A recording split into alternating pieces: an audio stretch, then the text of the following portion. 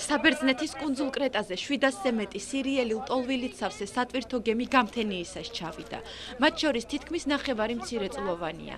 საბერძნეთის მთავრობამ სირიელი ლტოლვილები დროებით ერთ-ერთ სავარჯიშო დარბაზში გადაიყვანა, სადაც მათ საკვები პროდუქტებითა და პირველადი მოხმარების ნივთებით უზრუნველყოფენ.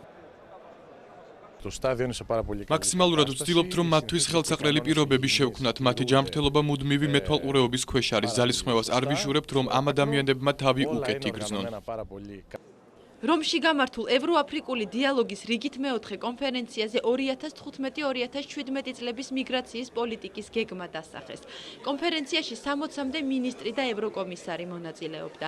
გერმანიის საგარეო საქმეთა მინისტრი მიიჩნევს, რომ მიგრაციის პრობლემას საზღვრების ჩაკეტვა ვერ გადაჭრის, რადგან სირიიდან და ერაყიდან მასობრივი მიგრაცია ახლო აღმოსავლეთში კრიზისის აღმოფხვრაზე უფროა დამოკიდებული, ვიდრე ევროკავშირის გადაწყვეტილებებზე.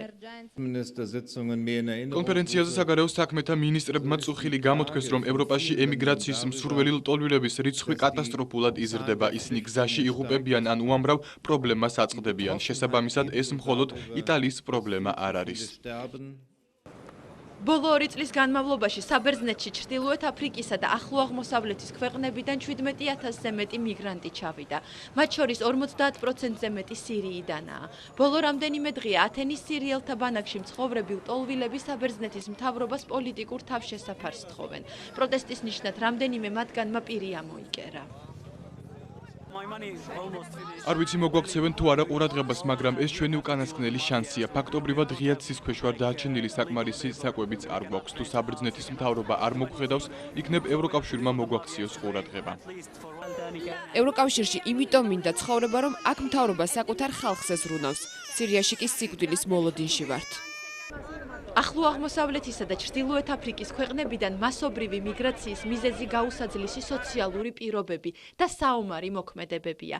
ლიბია, ეგვიპტე, ტუნისი, ალჟირი, სუდანი, სირია და პალესტინა. ეს ის ქვეყნებია, საიდანაც ევროკავშირში თავშესაფრის მოთხოვნის მიზნით მიგრანტები თავიანთ ხანგრძლივ ოდისეას ხმელთაშუა ზღვიდან იწყებენ. აფრიკის სანაპიროებთან მდებარე იტალიის კუნძული ლამპედუზა და საბერძნეთის კრეტა მიგრანტებისთვის ერთგვარ ტრანზიტულ ზონას წარმოადგენს, საიდანაც ისინი ევროკავშირის ქვეყნებში მოხვედრას ცდილობენ. ეს გზა იმდენად სახიფათოა, რომ ხშირ შემთხვევაში მიგრანტებით სავსე გემის ზღვაში იძირება.